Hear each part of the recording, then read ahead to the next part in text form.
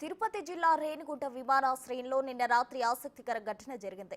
సత్యవేడ్లో ప్రజాగళ సభ అనంతరం టీడీపీ అధినేత చంద్రబాబు ఎయిర్పోర్టుకు చేరుకున్నారు.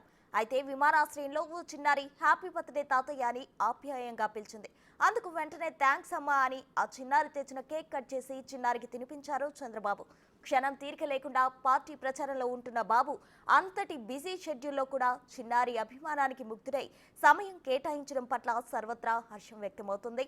ఆ తర్వాత చంద్రబాబు ఎయిర్పోర్ట్ నుంచి ప్రత్యేక విమానంలో విజయవాడ బయలుదేరి వెళ్లారు.